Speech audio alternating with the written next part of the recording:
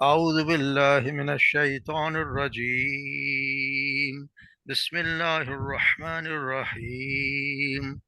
وقال نسوة في المدينة امرأة العزيز تراود فتاها عن نفسه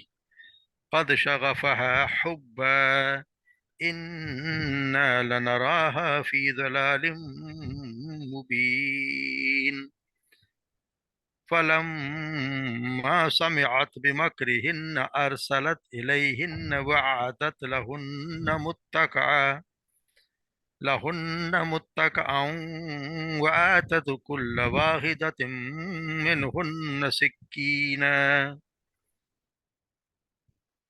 منهن سكينا وقالت اخرج عليهن.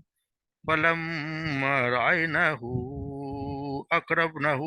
وقطعنا أيديهن وقلن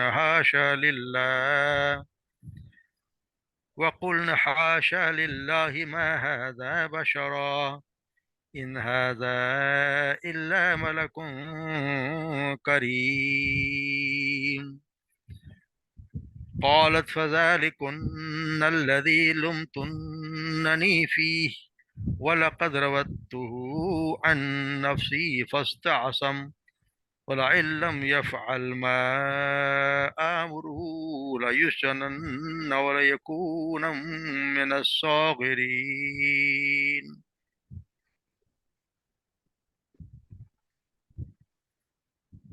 قال رب السجن أحب إلي مما يدعونني إليه وإلا تصرف عني كيدهن أصب إليهن وكن من الجاهلين. فاستجاب له ربه فصرف عنه كيدهن إنه هو السميع العليم. ثم بدا لهم من بعد ما رأوا الآيات ليسجننه حتى حين. صدق الله العظيم.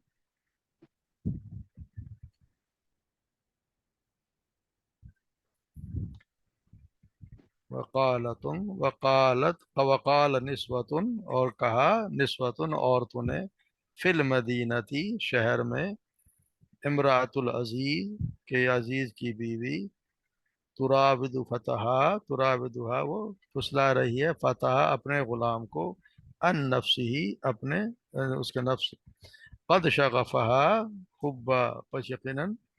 محبت اس کے دل میں اس کی محبت بیٹھ گئی ہے انا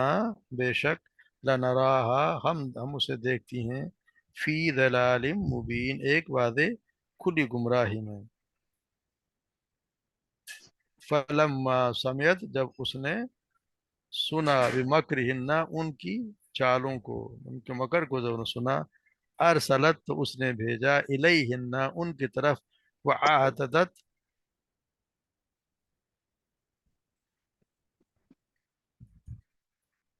اور اس نے تیار کی لاہن ان کے لیے متکان ایک محفل یعنی تکیے سجا ہوا جس میں تکیوں کے لگے اس طرح کی محفل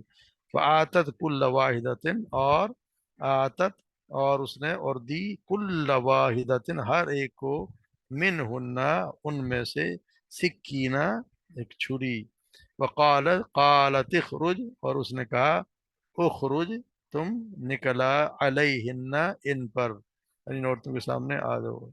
فلما پس جب رعینہ جب انہوں نے دیکھا اسے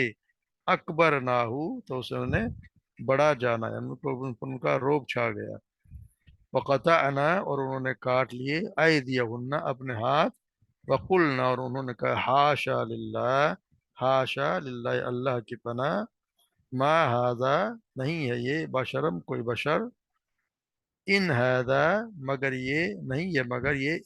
الا مگر ملکن کریم ایک بزرگ فرشتہ یعنی کہ یہ کوئی انسانی بزرگ فرشتہ ہے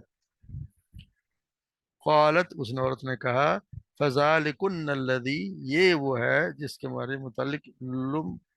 تم ملامت کرتی ہو مجھے فی ہی جس کے بارے میں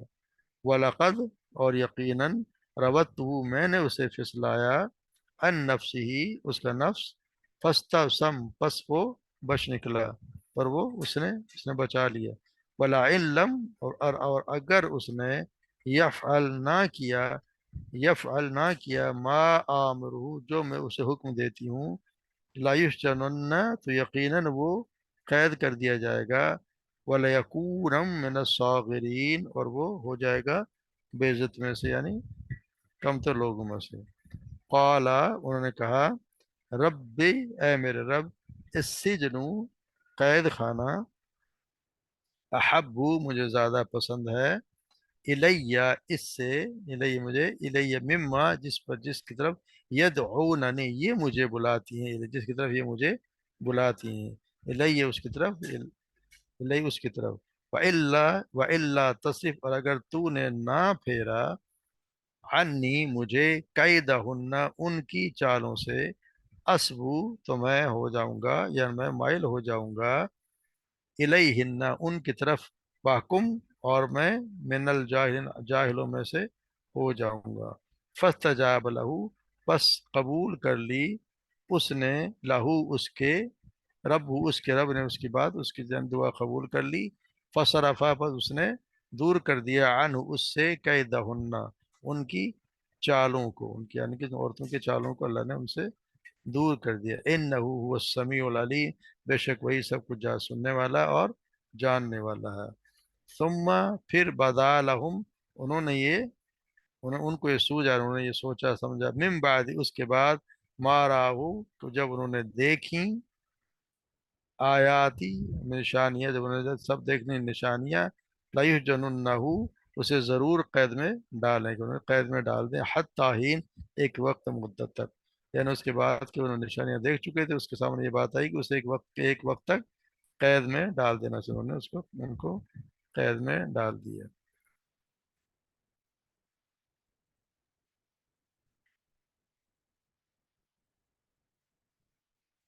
جیسے ہم کل ہم پڑھ آئے ہیں کہ جو ان کی عزیز کی بیوی جو ہے وہ کس طرح یوسف علیہ السلام کو پھسلانے کی کوشش کری تھی اور آپ علیہ السلام کس طرح اس سے بچے اور کیا کچھ ایک گواہ نے گواہی دی اور اس سے یوسف علیہ السلام کی بے گناہی ثابت ہو گئی اب یہ بات ایسی تھی کہ یقینی بات ہے کہ ایسے جس ماحول تو نہ بھی ہوتا تو یہ بات ہر جگہ پھیل گئی اور جب کہا کہ عورتوں نے شہر کی عورتیں ہیں جو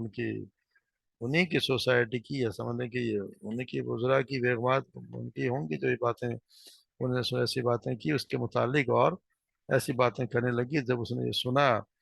عزیز کی بیوی نے کہ قال نسوۃ فی المدینہ امرأۃ العزیز طرح کہ اس نے ان باتیں سنی کہ میرے متعلق ایسی ایسی باتیں کر رہی ہیں کہ وہ اپنے غلام پہ فریفتہ ہو گئی ہے اور قد شغفہا حبا اور اس کی محبت اس کے دل میں بیٹھ گئی ہے اور ہم تو سمجھتے ہیں کہ وہ بالکل کھلی گمراہی میں ہے یعنی اس طرح انہوں نے اس کے متعلق باتیں شروع کی فلما سمیت مکر جب انہوں نے کی چالوں کو سنا یا مکر سے مراد ہے کہ یہ نہیں کہ جنہوں نے کوئی ملامت ترجمے سے ملامت کیا گیا حالانکہ یہ مکر کا تو مطلب سیدھا سیدھا ہے کہ اس کی مکر کو چال ہوتی ہے فریب ہوتا ہے دھوکہ دہی ہوتی ہے تو ان کی باتوں کو مکر کو ان کو سنا ان کی چالوں کو سنا پھر اس نے بے صلت علیہن ان کی طرف پیغام بھیجا عادت اور اس نے تیار کی ان کے لیے متکان ایسی تکیہ دار جس میں گاؤں تک کے لگے ایسی مجلس اکثر وہاں پہ مصر کے ماحول میں ایسی ہوا کرتی تھیں تو بڑی بڑی مجلس ہیں جس میں لوگ بیٹھے ہیں اور گاؤں تک کے لگائے بیٹھے ہیں اور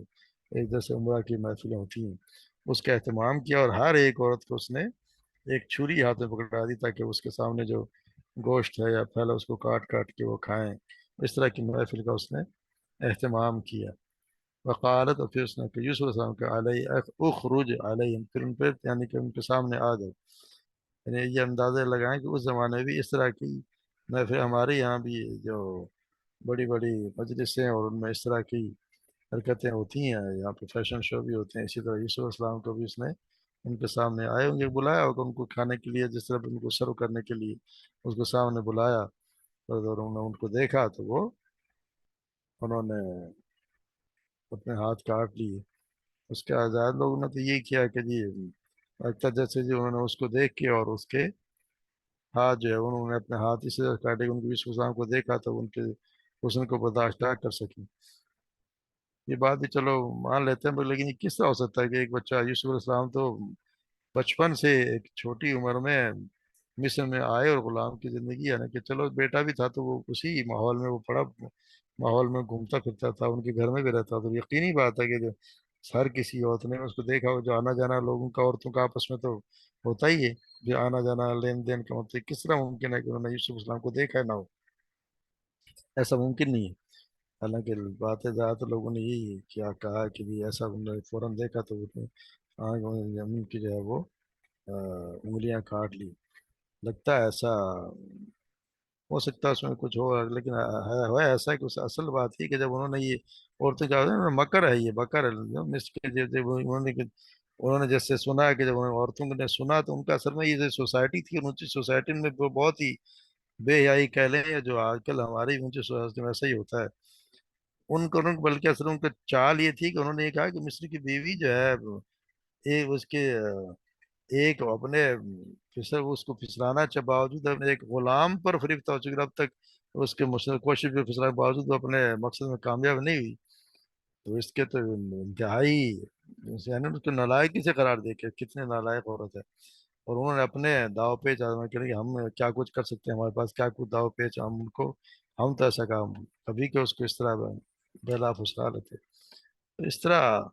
का माहौल पेश करके वो इस मकसद से आई थी कि देखते हम किस तरह आपको उसको अपनी तरफ माइल करके दिखाते हैं,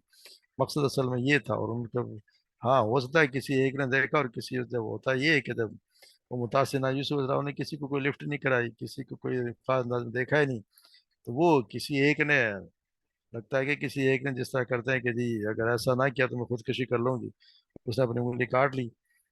तो उसकी देखा देखी और उन्होंने भी कहा हो कि हम भी ऐसा करते हैं कि शायद ऐसा का सिलसिला हो। बहरहाल उन्होंने इस बात पे भी जब वो यीशु सामने कोई तवज्जो नहीं दी,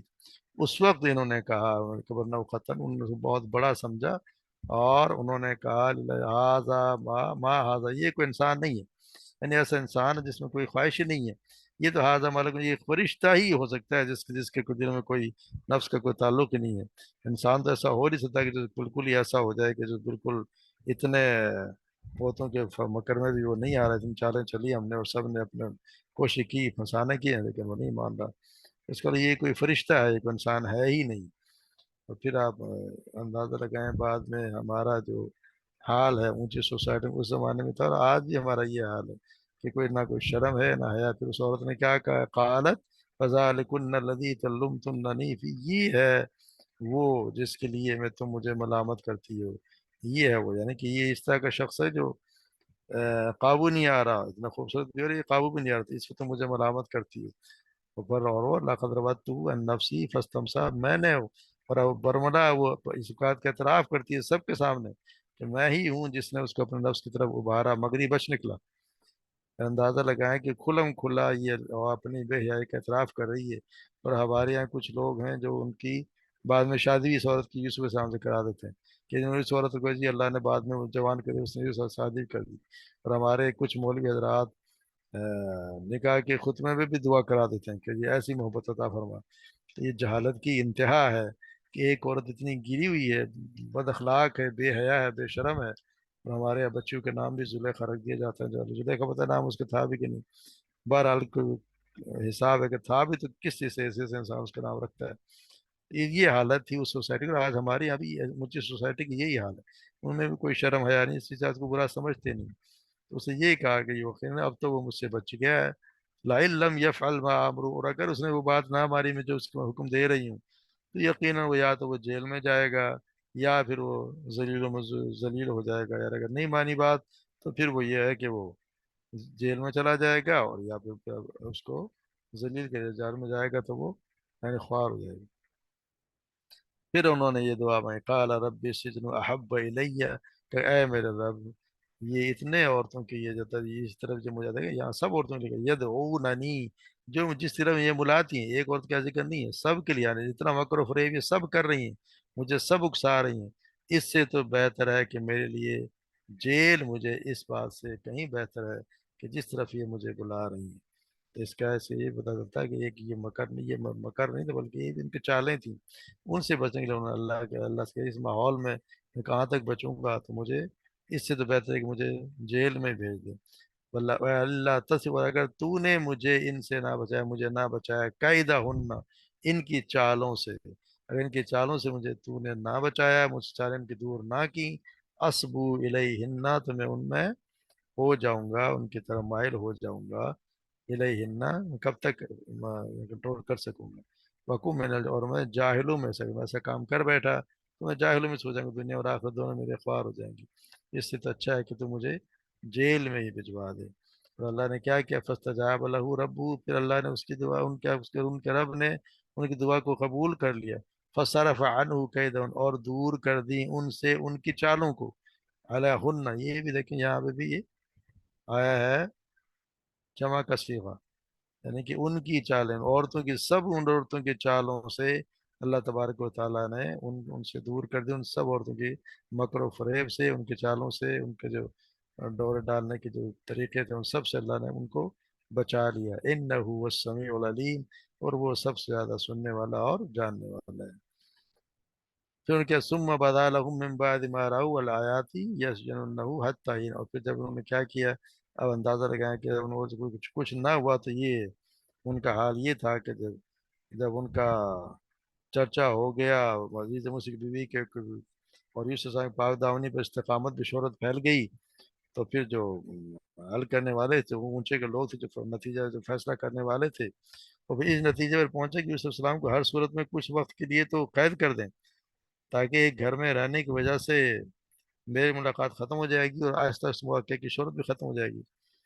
اس فیصلے سے عزیز مصر پر اس کی بیوی اور دوسری عورتوں کا تسلط، اس کی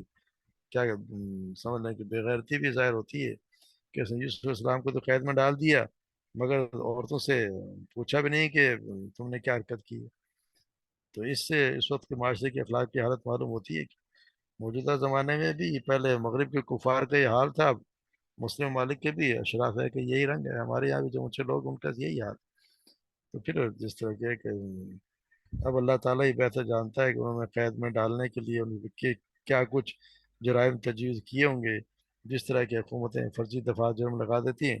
انہوں نے بھی عزیز مصر کے بیوی کا الزام کی حقیقت جاننے کے بعد اسی کو یوسف اسلام کا جرم قرار دے دیا ہوگا، یا ویسے ہی خاموش قید میں ڈال دیا ہوگا، جس کا نتیجہ لازمی یہ نکلتا ہے کہ اصل حقیقت نہ جاننے والوں کے لیے یہی تاثر ہوتا ہے کہ آخر اس معاملے میں یوسف اسلام کا کوئی نہ کوئی قصور تو ہوگا، جس کی وجہ سے انہیں جیل میں ڈال دیا گیا۔ یوسف علیہ السلام کو اپنے متعلق تاثر سے شدید قلق بھی تھا، اس لیے آگے ہم دیکھیں گے کہ جب بادشاہ نے اپنے پاس پیغام بلانے والے کو پیغام کے یوسف علیہ السلام کے پاس بھیجا، تو آپ قید خانے سے نہیں نکلے جب تک انہوں نے متعلقہ عورتوں کو بادشاہ کے سامنے حاضر کروا کر اپنے بے گناہ ثابت نہ کروا دی۔ تو اس سے اندازہ ہوتا ہے کہ کس طرح کی حرکتیں کی جاتی ہیں، اور آج کل بھی ہمارے یہاں بھی ایسا ہوتا ہے کہ ان کو لوگوں کو قید میں ڈال دیا جاتا ہے، اور اس زمانے میں وہ سیدھا سیدھا ڈال دیتے تھے، اور آج کل اسے یہ آج کل جس کو چاہ ڈال دیتے ہیں پکڑ کے، پوچھتا تھوڑا ہے کوئی۔ فرق اگر یہ ہے تو یہ ہے کہ وہ جمہوریت کا نام نہیں لیتے تھے، اور یہ اپنے